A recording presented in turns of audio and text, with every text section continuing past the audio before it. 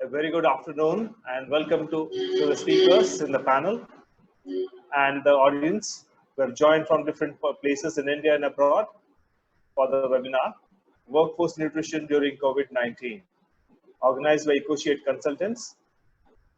Ecotiate is a research and consulting firm working in the area of sustainable growth and development in both development and private sectors.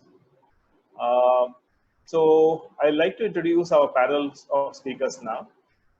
Mr. Tarun Vij, he leads the intra-country program of GAIN to drive impact at scale through partnerships with both the public and private sectors. Currently, GAIN is implementing projects on large-scale food fortification, work-based nutrition, and biofortification in India. Prior to joining GAIN, he led public health and development organizations such as PATH, America India Foundation, and TCI Foundation. Now introducing Mr. Rajiv Ahal, Director at GIZ India, Natural Resource Management and Agroecology.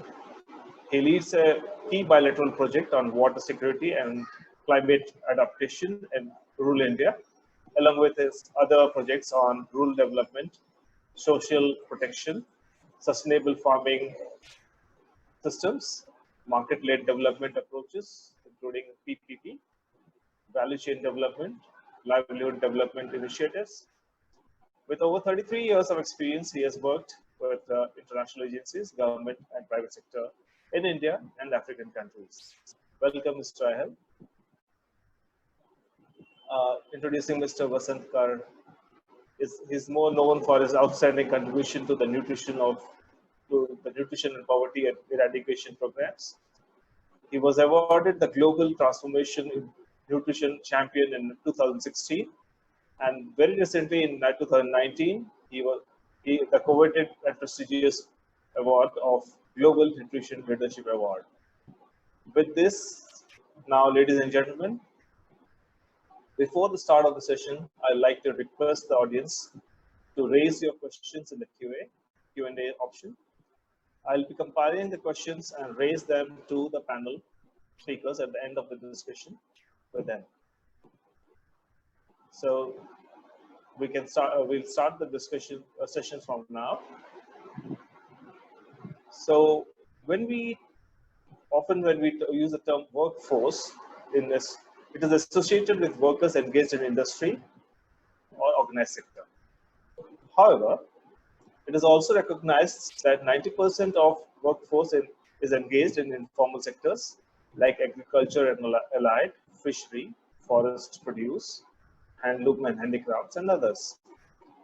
Therefore, it becomes important that our panel throws light on this as to what defines this whole workforce that we are talking about. So I would raise these questions to the panel where, so let's start with the question, how can we best describe the subject of workforce nutrition? In these times of COVID pandemic, in what ways workforce community nutrition becomes all the more relevant? Now, if this is something which will help us understand this whole element of what defines workforce. And so to start with, let's hear from Mr. Vij on this as to what he thinks is workforce, by the definition of workforce. So, Mr. Vij, please. Many thanks, Mr. Saroj Mohanta, for inviting me to this webinar. I think particularly in today's context, where the country and the globe is combating with COVID, workforce nutrition acquires all the more importance. We are facing unprecedented socio-economic, including health shocks across the globe. These shocks have led to massive job losses, which, as you and I and all of us know, impact the poor and the vulnerable sector much more. Bottom of the pyramid population get impacted much more. food supply chains. I'm happy not as much in India, but across the globe, food supply chains have also been disrupted significantly. And this will impact particularly supply of nutritious and safe foods across the globe. Thirdly, health systems are getting burdened with the COVID response, and natural nutrition and development assistance and primary care might take a backseat. And lastly, social protection schemes, all governments across the globe, including our government, our states, are doing so many things to rework the social protection system. So at this particular point in time, it is very, very important to understand how important a healthy and thriving workforce, which is the backbone of our economy, how important it is to protect the health and nutrition status in particular, and what role can government play, what role can civil society play, and importantly, what role can companies play at this time. We do believe for workforce nutrition, companies are uniquely positioned. They have at times large supply chains, they have infrastructure, they have in some of the sectors that Gain works in, which is in India we work in tea. These are large employers employing millions of people who live in tea gardens with their families, etc. So there are specific things that workforce nutrition can bring to the table in not only ensuring health, but also reducing absenteeism, increasing productivity, thereby making a business case for companies to invest in workforce nutrition at this time. Let us remember that not only is the health of the workforce impacted, but if this nutritional deficit continues, it is going to impede our capacity as a country to bounce back. So in our self-interest as an economy, we must look after the bottom of pyramid workers at this time. We also need to recognize, and I'm sure a lot of us in the audience as well as on the panel will recognize, that a lot of critical sectors have been kept going. I work on food systems, so I know food supplies have been maintained, and it's a lot of migrant workers, a lot of informal workers, the local kirana store employee who are delivering these fresh products to your and my homes. They are doing stellar service in other critical areas as well. And now as they migrate back, if we want to bring our economy back, we will need to ensure that we don't delegate or relegate the responsibility of ensuring a healthy workforce only to the government or to do-gooding civil society, of which I am a part as well. But I think there is a space to partner with business. In the short run, it is fantastic to see there are some shelter, there are so many things happening for the migrant workers and the informal people who've lost their jobs. But I think companies will increasingly need to intervene more directly to ensure they mitigate the impact of COVID, whether it is wage cuts limiting or it is limiting layoffs, ensuring safer workplaces, ensuring nutrition counseling. There are so many things that can comprise an efficiently run workforce nutrition program. But all in all, I think the message I want to give is workforce nutrition is key to bringing the economy back on its tracks. We owe it to these people. They provide critical service to our country, to critical sectors. And in the self-interest even of the business and the economy, we must not allow COVID-19 to leave an intergenerational legacy if workers and their children are nutritionally compromised. So let me pause here and hand over back to you. Thank you, Tarun. So we have touched upon the understanding of workforce at formal places, industries where large scale employment happens. Coming from the formal sector to maybe talk a little bit about the informal sector, I would request Mr. Rajiv Ahel to introduce the subject of workforce from his perspective. Thank you, Mr. Raj Kumar, and appreciate for having me. I work with a bilateral project. So basically, GIZ, German International Cooperation, is a technical support agency that works with the various national ministries, state governments, and bodies like NABARD on behalf of the German government to co-develop solutions based on needs and the best practices and latest innovations that are happening. Now, a lot of the work that I've been doing is in the rural sector, and what we do also in my area of work is mostly working with local governments, state rural development departments. Now, one of the most interesting things that we see in rural India is that the workforce definition takes a different shape. So, as you mentioned as well, and also Tarunji, entire agricultural labor, the petty workarounds, not petty, the work around construction, local services of people going from the village every day to the town to provide services, the entire work around trading. So a huge amount of, and I think these SMMEs almost contribute 70 to 80% of the contribution, and many of them are also in rural areas. This is the first area where most of the dependence of these families in the core has been on agriculture, and the agriculture, as we know in India, as a main occupation for almost 50% of the people and contributing about 15% of the GDP, depends almost for 65% on very, very small land holdings and 60% on totally rain-fed areas even today. So the issue of food security has always been there for India. So it was, I think, very interesting that in 2005, the parliament came together and created a very, very enabling, largest social protection program of the world called Mahatma Gandhi National Rural Employment Generation Act and the scheme around it. And I think that has worked. So the main focus of that scheme has been to provide up to 100 days of work to anybody in rural area who says, I don't have enough work. So you're seeing something like almost 13.5 crore families that have signed on. You see almost 7 to 8, which is the way to make sure that in lean periods when agriculture work and other works are not available, people have at least other ways of earning wages. And mind you, it has grown to a point where 65% of this huge money and amount that is spent every year is not just in infrastructure or individual works. It's in creating better vegetation, better cropping, better forestry, better water.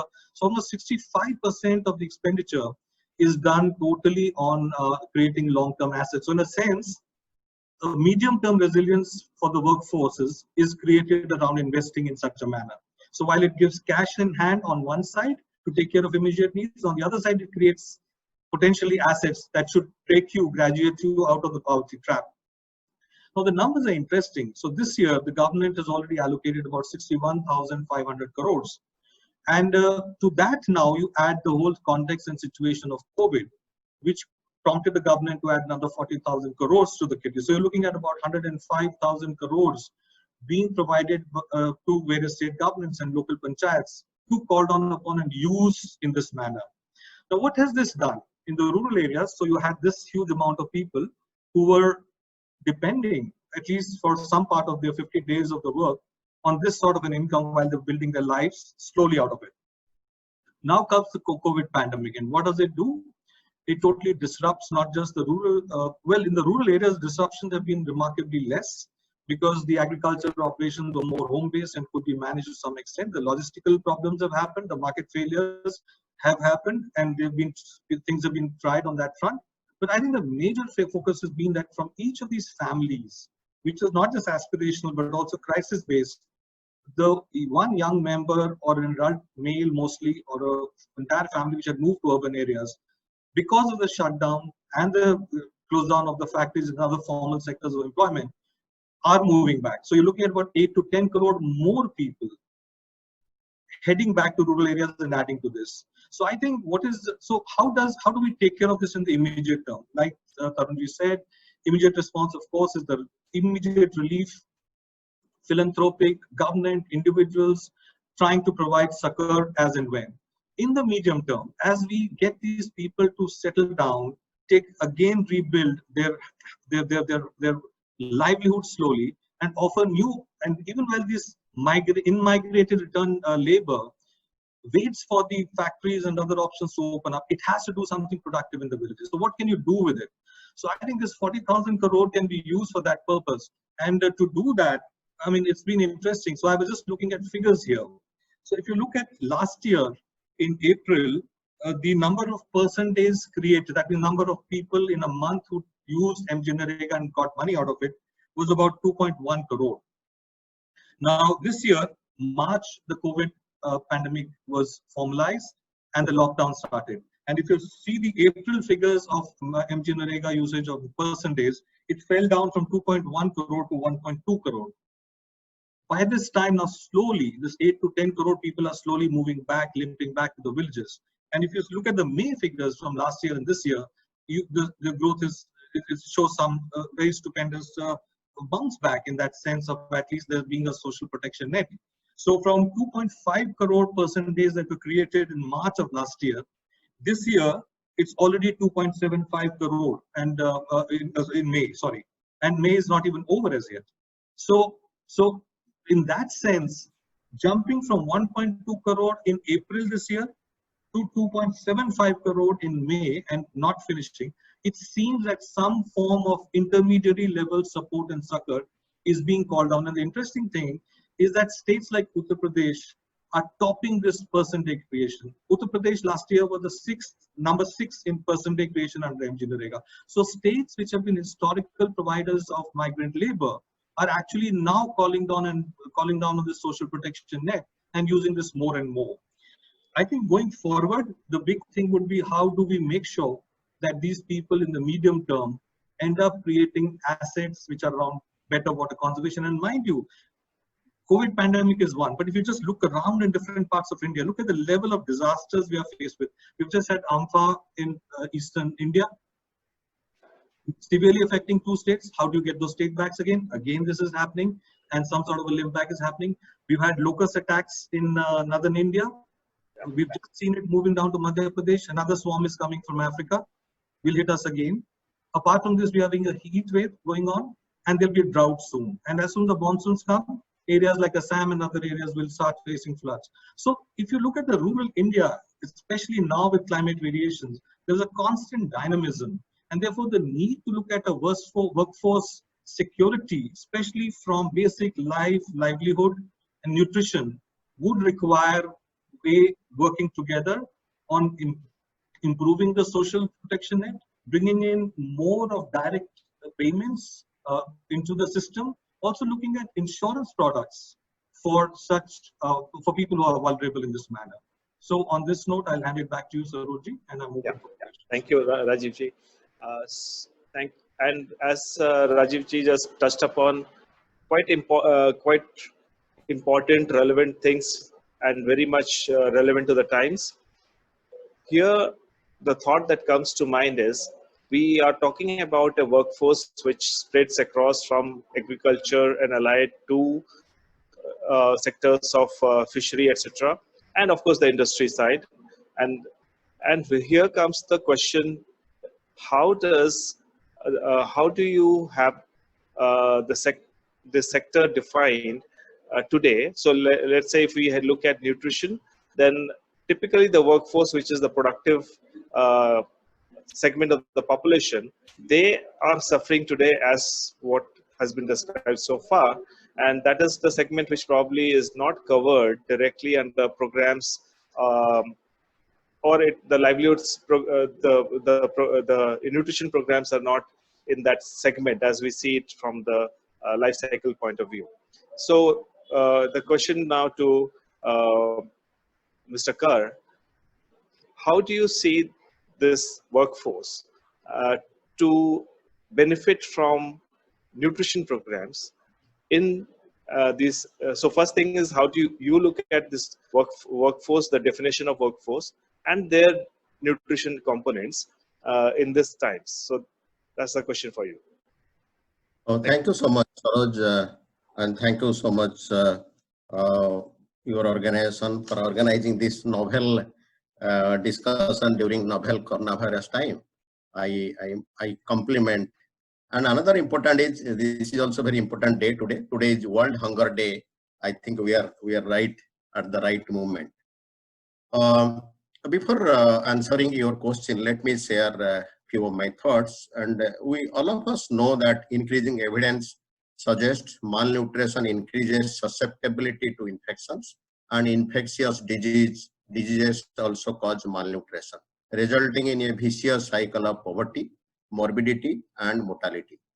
And every disaster has a differential impact, differential vulnerability, and disaster compounds the poverty. In this case, this pandemic infection has compounded the malnutrition in India, and not only in India, across the globe. Um, all of us know that there is a power of good nutrition. It is linked to growth, productivity, demographic dividend, good health. So the workforce we are talking, they certainly need growth. They need good health for productivity and better dividend.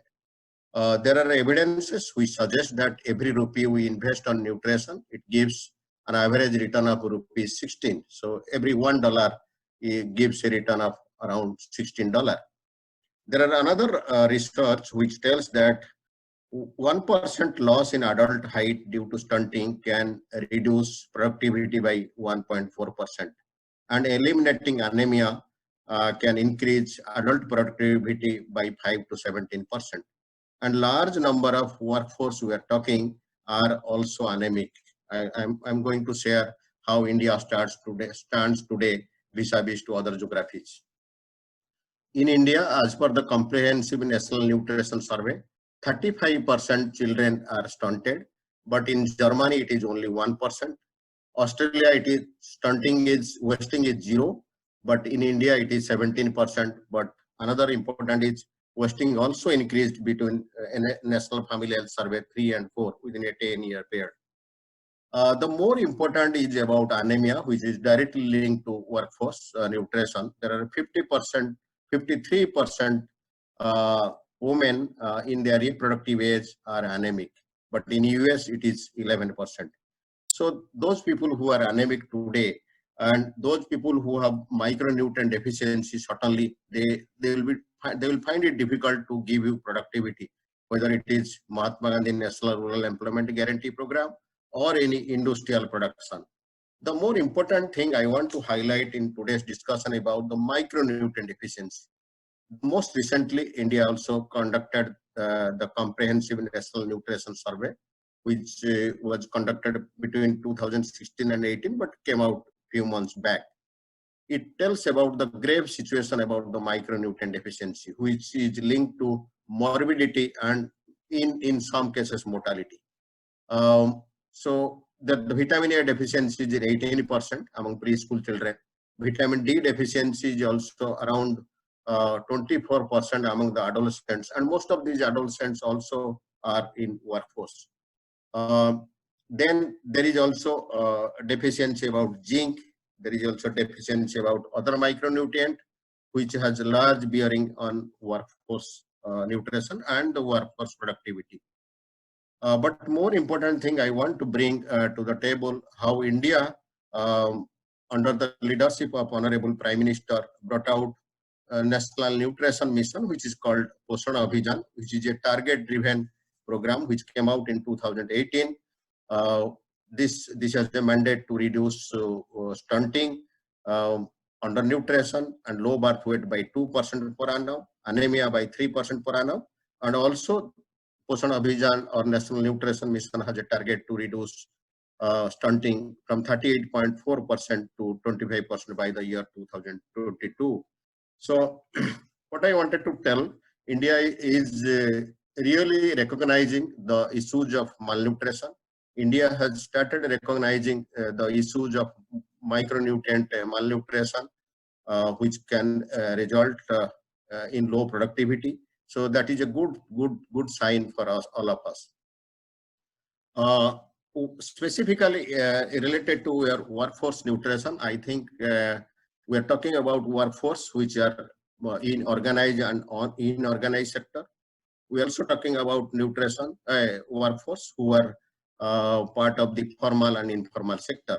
But whether they are either informal or informal, but they are governed by some legislation in India, whether it is Contract Labor Act or Minimum Wages Act, or it is a Factory Act, but every workforce is governed by a law. So we need to take advantage of that.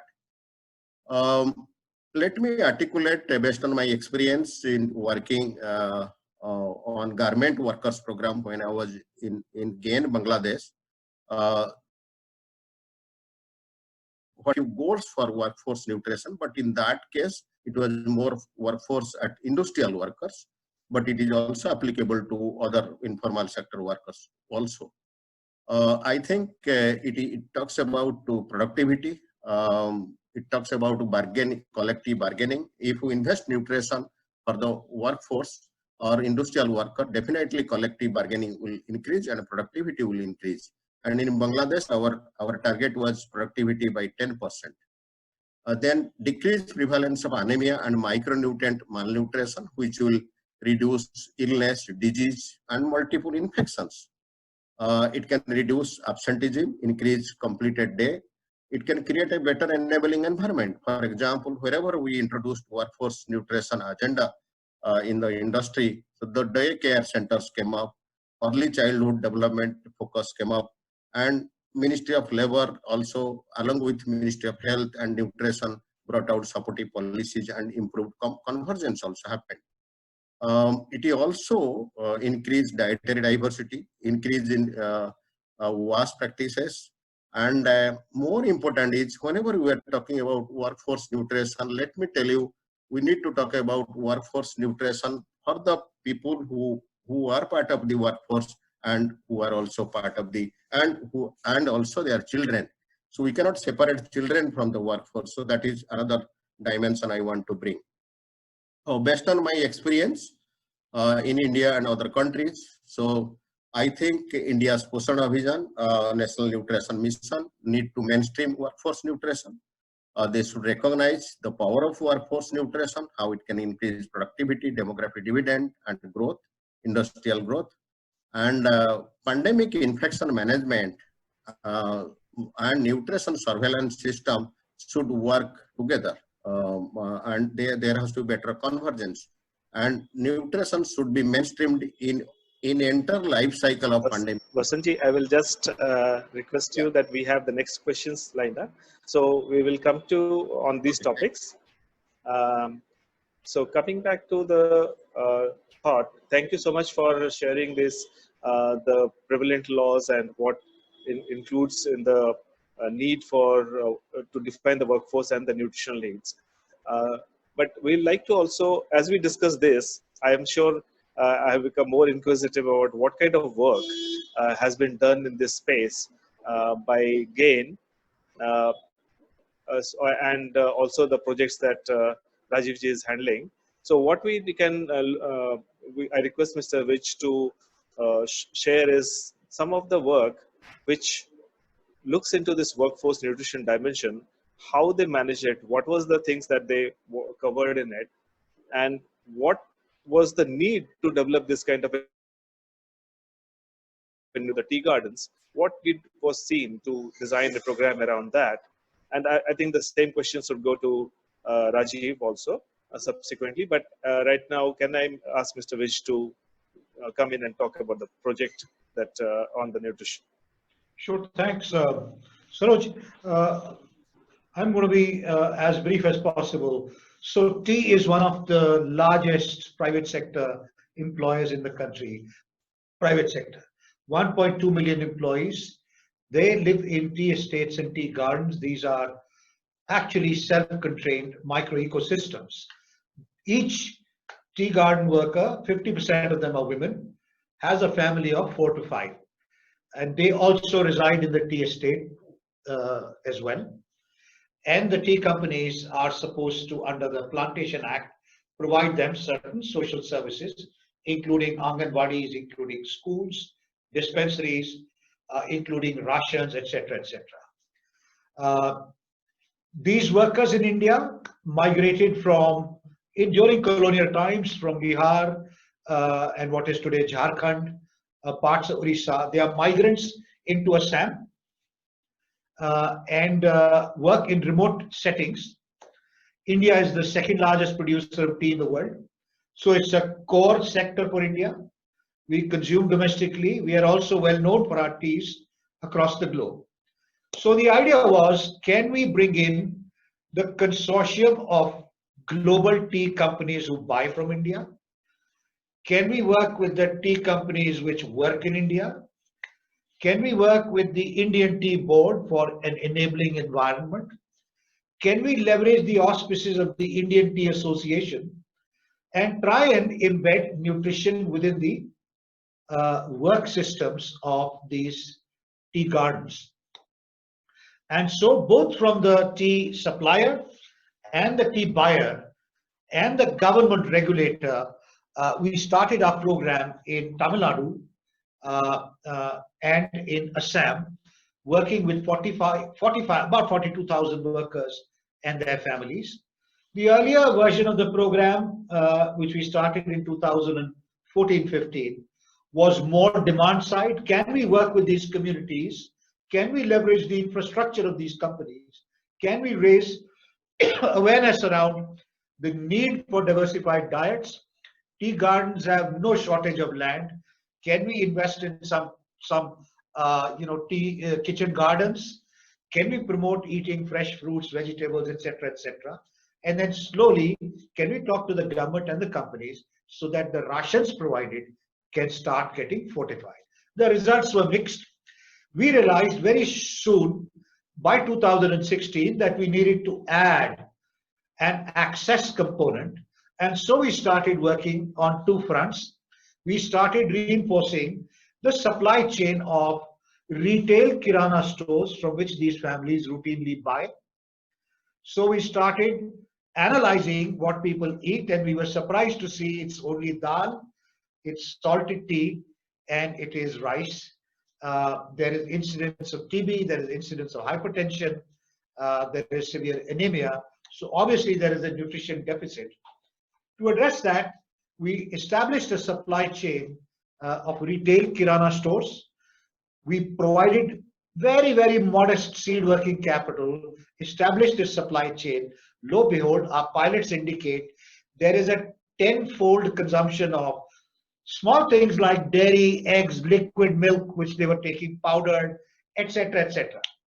So the idea is that with targeted, focused community engagement, backed up by access, backed up by, let me say, a benevolent participation of the tea company managements and gentle nudges from the global community, I think we've got a good thing going. I'm very happy to report to you that most activities have not stopped. They are somewhat muted, but have not stopped, even during COVID-19. Thrilled to see photographs sent by our field teams showing, social distancing with the white circles and people getting their rations from these shops, etc. So the aspiration now is, we have designed a program. We will take our nutrition intervention to 140 tea estates, covering approximately 110,000 workers and their families. So potential reach will be 500,000, but that is still 15% of the total workforce. We're working very closely with grassroots organizations. We're working with the Indian Tea Association.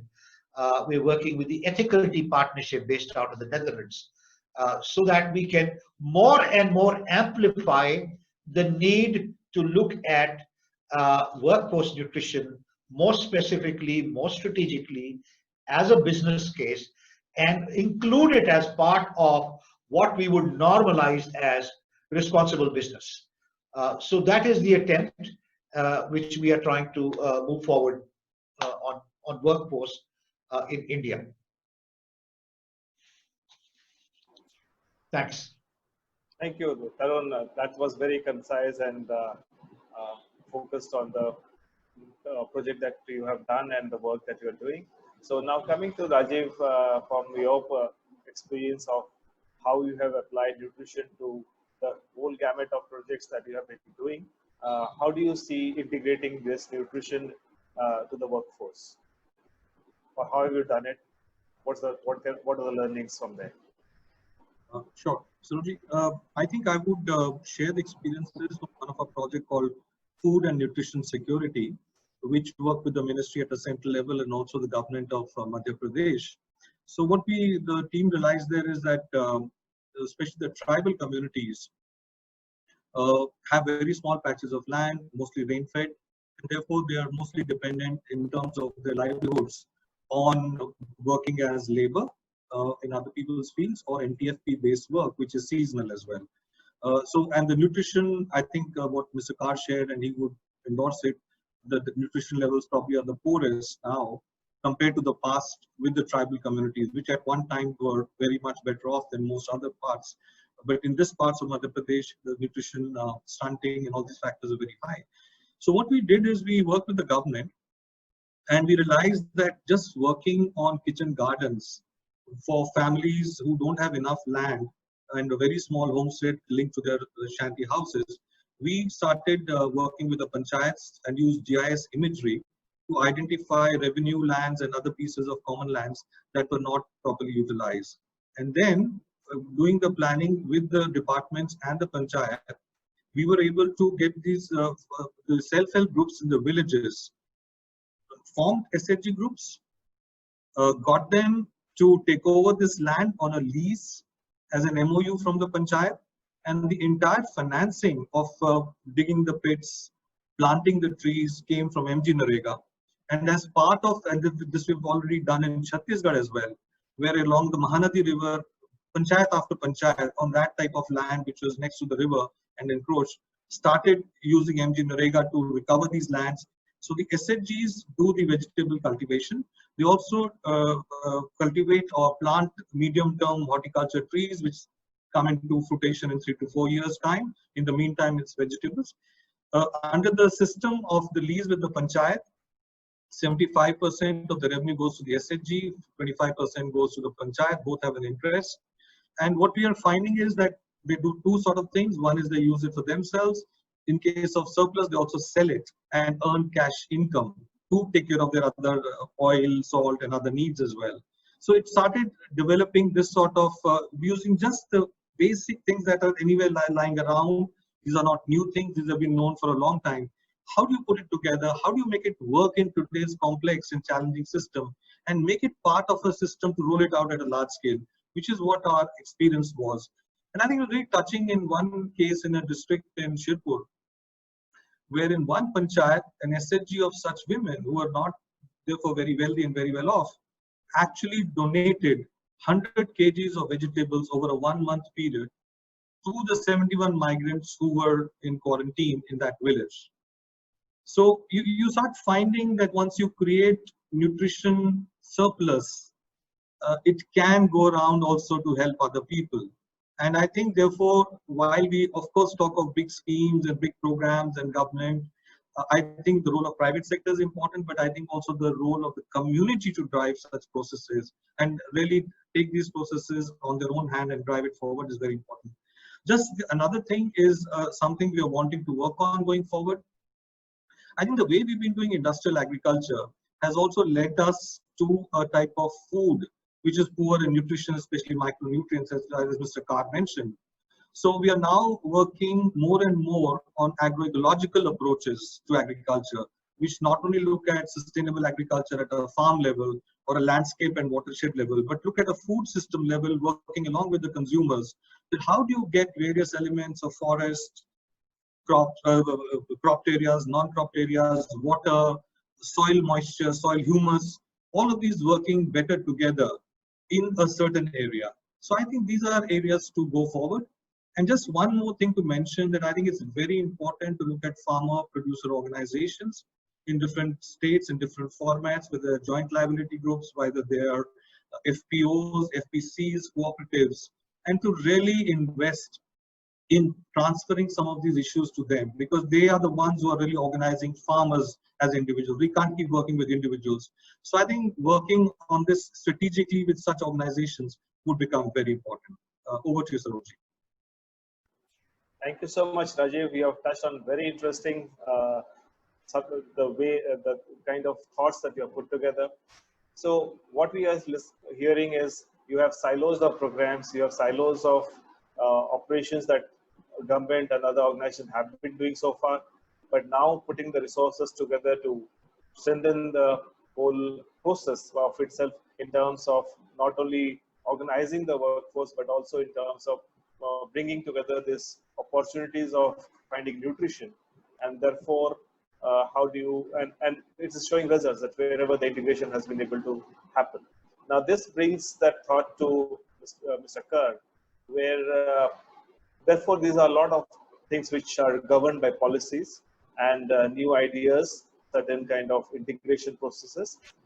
So how do you see this whole element of, one, the need for this workforce nutrition and the program projects where you might have touched upon these subjects often, but also this aspect of looking at the informal sector, how the workers are able to get nutrition. One like was mentioned about kitchen garden. What others are? What other options are there in this space? Over to you, Mr. Kar. Yeah, thank you so much, Saroj. I also looked at many questions. By now, 10 people have asked questions. I also went through that. People have been asking about how the similar question, also asking about how to address anemia. There are 3 to 4 key interventions which is necessary at this moment. I think Tarun very nicely talked about his dietary diversity approach, which he followed in tea garden. That is one approach. And also Rajiv ji spoke about how through Manrega they have increased different plants kitchen garden and also increase the dietary diversity. So that is very important. That is important for micronutrient and also protein hunger, addressing protein hunger. The second is supplementation. Women need and the children they need certain supplementation, specifically iron tablet. And perhaps all of you know that every day 70,000, minimum 70,000 children are born. So you imagine the issue of pregnancy. And if you do not take care the pregnant woman case, then there could be further malnutrition and low birth weight children. So specifically pregnant women who are also in workforce, they need one additional meal and rest during pregnancy. That we need to take care of that. That is second. The supplementation is second. The third is about the fortification. Fortification can happen through naturally biofortified crops. I think I saw a question asked by Nabanita about the millet. Yes, millet is a natural biofortified crop. There are drumstick is a natural biofortified crop. Amla is a biofortified crop. Spinach is a biofortified crop. So we need to promote those naturally biofortified crops. And also there is a lot of technology enhancement on conventional fortification by conventional hybridization. So there is a zinc enrichment of rice, there is a zinc enrichment of wheat. So we need to promote biofortified naturally and also conventionally hybridized biofortified crops. And India has also brought a lot of standards related to on large scale food fortification. So people should get fortified oil, fortified salt. People should get fortified rice, fortified wheat. So that is also important. I think we need to take care of that. So apart from kitchen garden, I would also suggest one policy level agenda. I think Schedule 7 of this CSR Act needs to include workforce nutrition. I think it is quite hedgy. That is a long-term policy agenda. We need to work on that. And there are many districts where the nutrition is very critical stage. The districts where the stunting is more than 40%, wasting is more than 15%, anemia is more than 60%. I think we need to give priority to those districts where workforce is there, pregnant women are there, so they need special care. And convergence is very, very challenging. We need to bring Ministry of Labor into it, along with Ministry of Women and Child Development, which is the nodal ministry for nutrition, and Ministry of Health. At least these three ministries should work together. I'll pause here, then over to you. Thank you, Mr. Kar. And so now this is something very, from the point of the projects that we have learned, the insights that we have got, that brings us to the thought that currently, as we see this COVID pandemic, we see that for last 2 months or so, the workplaces are silent. And now that we are looking at the emerging scenario, and of course, these policies are starting to happen. We have certain kind of labor policies related to the workforce that are being drafted. Some things are being experimented. But when it comes to the nutrition, like Mr. Kar just mentioned, about ministries collaborating with each other and finding solutions on nutrition. Now coming to this aspect where this COVID challenge is there, and where we know that this pandemic is attacking people with lower immunity, I would like a quick word from Mr. Ahel, that how do you look at the emerging scenario of the workforce, and in this context, and how these programs can be designed for greater reach and to be more benefiting under the circumstances? Whatever the learning has been in your projects, how does it go beyond and across? Mr. Hell. Yes, thank you, Sarojji. I think a lot of the, especially from rural areas, the workforce movement has been triggered by either a crisis or aspirations.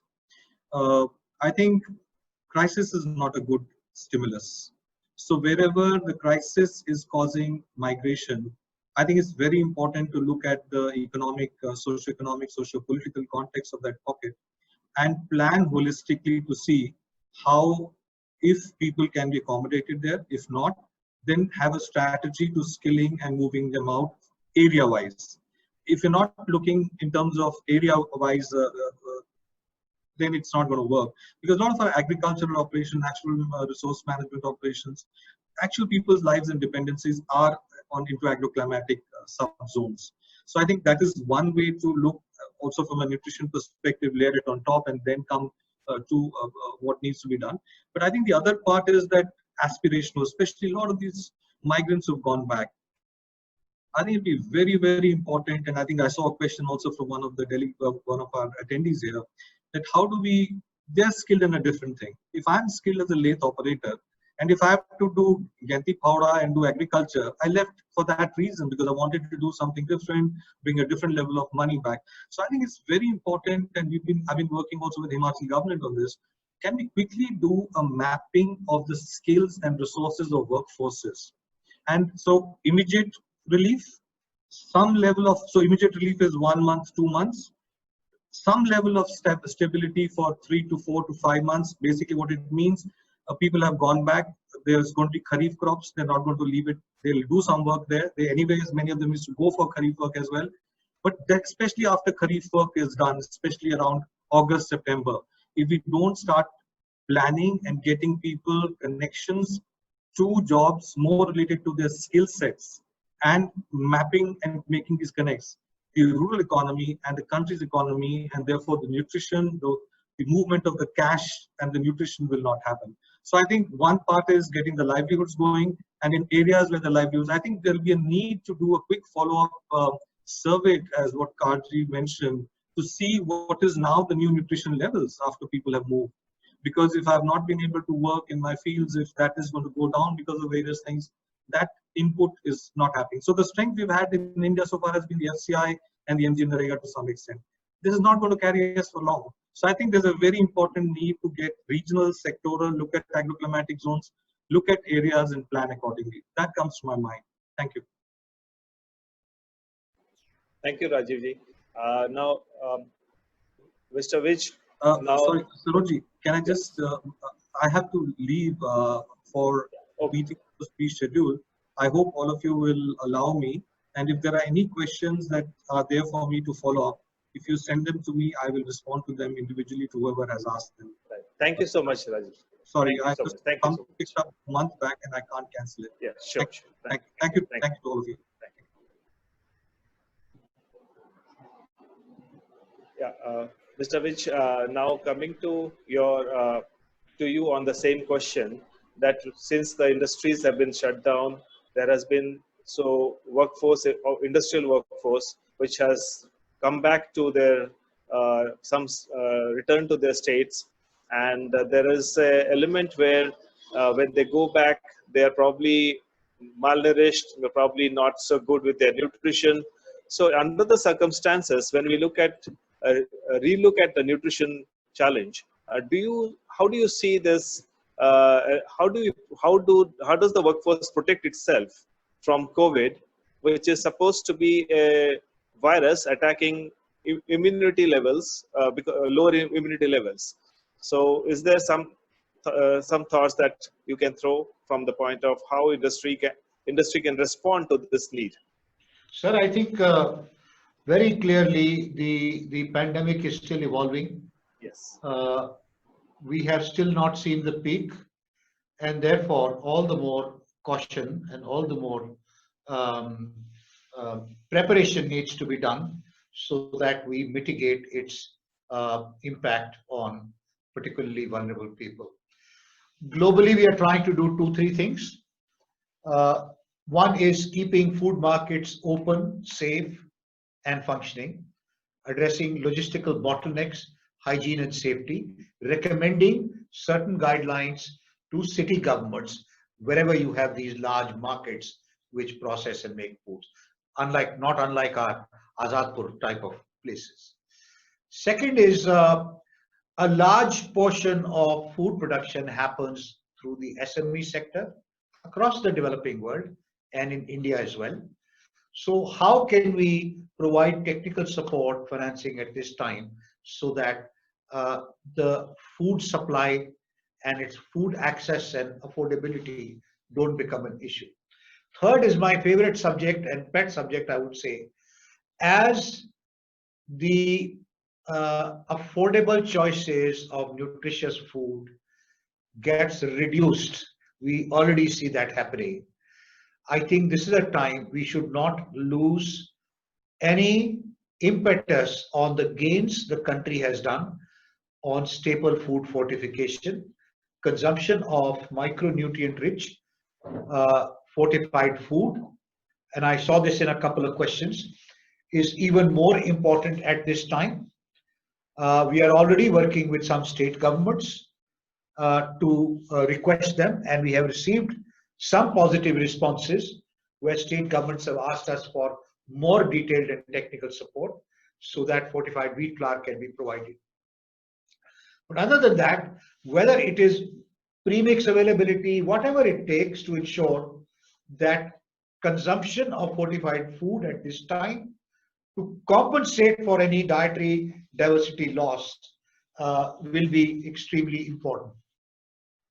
So supporting SMEs, reinforcing the gains, particularly in India, of the fantastic work done by government, by Poshan Abhiyan, by FSSAI, by Women and Child Development Ministry, all of that gets sustained.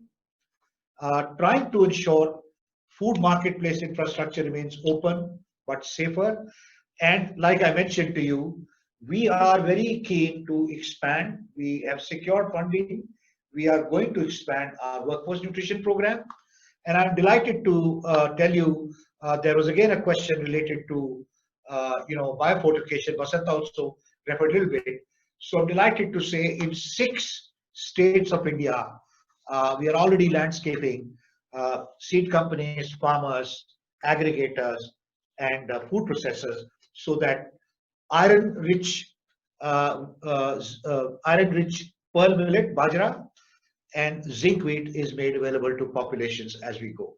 So each of us, I think, is planning in our own way, but I think we can't let the gauntlet down.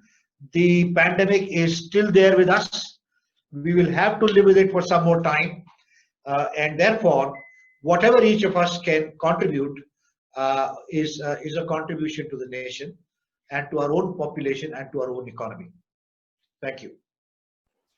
Thank you, Tarunjit. I think you not only shared quite interesting views about how to deal with the pandemic, but also the solutions from the point of nutrition in terms of biofortified food.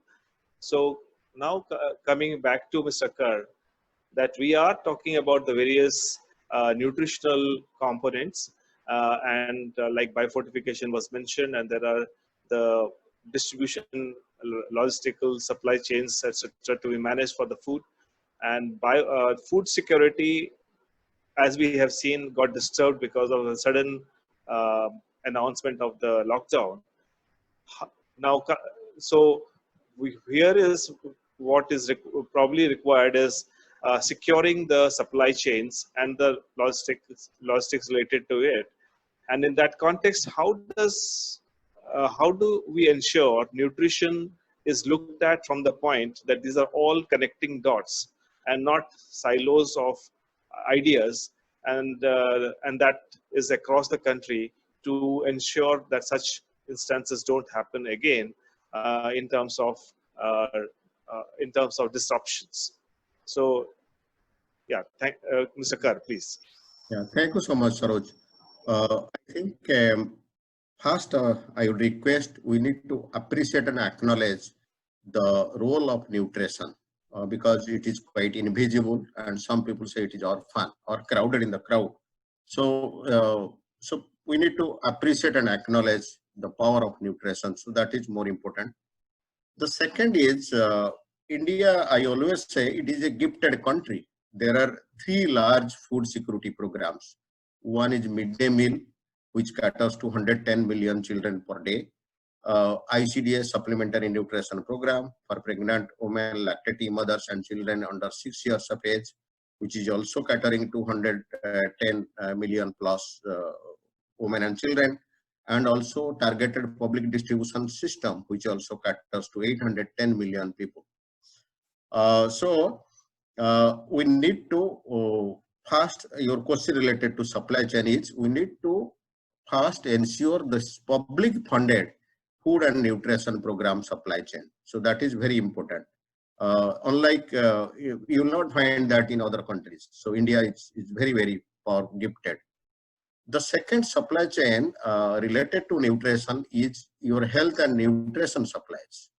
One is vitamin A supplementation, iron folic acid tablets, which are also available at Anganwadi centers through ANM, the immunization supply chain. So those things, vaccinations, those things also are available through a public funded programs. So we need to ensure the health and nutrition supply chain through public funded. The third is what Tarun very rightly pointed about, the MSME sector, medium, micro, small and medium enterprise sector. They are hugely potential for a country like India, because our smallholder farmers, poor households, they largely depend upon MSMEs and food MSMEs specifically. So we need to strengthen those MSME supply chain so that people get access to safe and nutritious food. So that is very, very important. That is a private sector supply chain. Apart from some of the humanitarian assistance and aids are being given nowadays, but that will continue for a few months, but it will dry down. But over the months, over the years, I think we need to strengthen public funded program supply chain and also private supply chain. Another important legislation which governs the supply chain is National Food Security Act. It will not find in anywhere in the world. So it talks about food and nutrition security in a life cycle approach. So every state you will be having food commission. So I think if there is a grievances, there is a transparency. If there is leakage, pilferage, people should go and raise those grievances before those authorities. So that is more important, because transparency and public accountability in a pandemic situation or disaster situation is very, very important. So I will stop here, then I will look forward to other questions. Thank you, gentlemen, for all the insights. It has been fantastic listening to your experience. And while we were discussing, there has been a lot of questions which were raised in the Q&A session. And some of the questions have been addressed or taken up by you while you were discussing. And I think can be, I'll just put together a few questions which we can discuss. So one of the things which comes from this, the different questions raised, is about the women nutrition. So there has been different programs that have happened for the last 40, 50 years. And still we have more than 50% of the women who suffer from nutritional elements, the anemia and other things. So now, as when we discuss workforce and when we discuss women as workforce, how different nutrition should be from when we look at women health from a perspective of reproductive child health or those dimensions. So when we look at packaged nutrition, let's say the form of pills, the capsules and others, so how do we take it from there to more natural nutrition? And is there a way to look at that side of the story?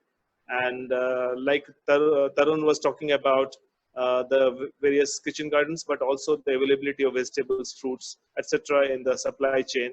So Tarun, looking at this aspect from the workforce point of view, do you think we look at the capsulated nutrition, or do we look at natural nutrition? What can be a way forward? The fortified food you just mentioned. So can you please elaborate? Sir, I think we need to do all three things.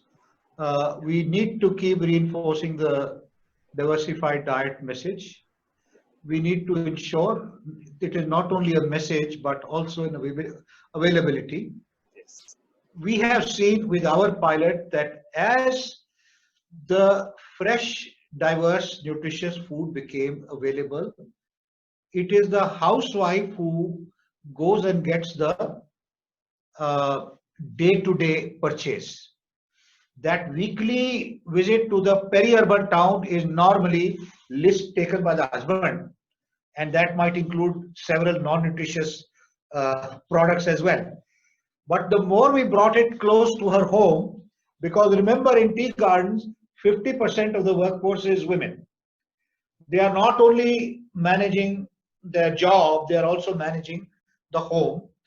And when we brought nutrition round the corner, 50 yards from her house, we realized that day-to-day money in her hand, empowers that decision making, which she does. That same allocation could have gone to some, chips and variety of other things. I mean, not to denigrate chips. I also have them once in a while. But question is, when we're looking at nutrition at a population. Second, most important to go on reinforcing, and wherever medical infrastructure is available, it is all available in your PSU units. It's all available in the mining industry, extraction industry, everywhere, even in our tea gardens. This supplementation, iron supplementation, whatever the government's programs are there can be very, very marginal, low cost to companies, but a significant benefit, and that must get stretched as well. And lastly, obviously, this whole fortification aspect needs to be taken through the social protection schemes. And obviously, in our case, we are talking to the tea companies themselves, because part of the ration given by them. So I would recommend all three strategies. And there was a question regarding migrants going here and there. So I'm sincerely hoping that there is no fine print which prevents an efficient and quick implementation of this one nation, one ration card, so that access to the entire family, even if the woman or the man is working elsewhere, they get their required allocation, and the family can get the rations when they are needed the most. So I think private sector can be a good enabler so that the efficiency of delivery of some of these very important supplementation, fortification, and diversified diet-related interventions are being done by government and civil society. Yeah, thank you, Tarun. Tarun, what the elements that you brought forward further brings it to the point what Mr. Kar was mentioning about productivity. So $1 put into for the workforce gives a return of $16, which is a kind of a direct monetary transformation of what can happen. So industries and formal sectors need to evaluate whether they're supporting the workforce with this kind of nutrition enhances their productivity and lowers the absenteeism. And with that also, Mr. Kerr, now that this thing about the multiple strategies of bringing nutrition to the doorstep, there has been so many awareness campaigns, so many government programs that have happened to educate people about nutrition. And I'm sure you are very much in the middle of that iron, folic acid and calcium and things like that, which are always recommended for. But now coming to the subject about how do we take it from here? How do we tell people that actually nutrition enhances their immunity and the fight against the COVID, and that is the critical part. It's the vaccines, etc., will happen when they happen, but to survive, it's the nutrition that will help. How do we do that? Yeah, thank you so much. I think it is a very, very good question. The one immediate answer is there is a people's movement, which is also steered by Government of India. They want to achieve, realize the goal of the National Nutrition Mission through a campaign, people's-based campaign. So I think we need to propagate, make the people aware, make it a movement, through a campaign, using many platforms. One such platform is self-help group, other platform is panchayat, the third platform is Anganwadi, fourth is school. So as many as possible, spread the message of nutrition, and specifically infant and young child feeding, maternal infant and young child feeding, in case of workforce nutrition, and through Jan Andolan, people's movement. So that is number one. The second one, which I saw two important questions people asked. One is about anemia. The second about another interesting question about how can you address all forms of malnutrition. One thing I want to bring to your notice, India has a double burden on malnutrition. There is increasing obesity and overweight. Almost 20% men and women are now obese, and there are many districts where obesity is more than 30%. In Khorda, it is 30%. Bhubaneswar has 30%. It is again obesity. You must be reading nowadays during this pandemic. People have been talking about, although it is not fully evidence-based now, but people have been talking, those who are other morbidity like obese, their mortality is very high. Those who have certain vitamin deficiency, their morbidity is very high. Those who are also old people, also diabetic morbidity is very high. So there lies the issue of nutrition. So we need to ensure that people get safe and nutritious food, diverse diet, so that it does not include trans fat, which is a big problem. If they get more trans fat linked food, then there will be obese. Then obesity also can lead to non-communicable disease. Non-communicable disease can lead to this pandemic infection and fatality and mortality.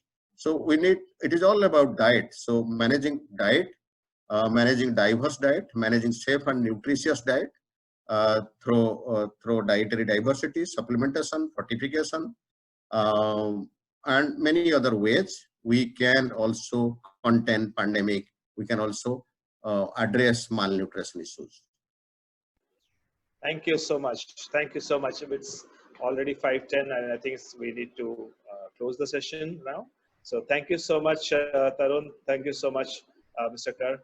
And thank you, Rajiv. I think he had to leave. But so what we do is we have a few more questions that we will go through, and we'll put them for a response. And we will go back to the participants with the responses later from our team.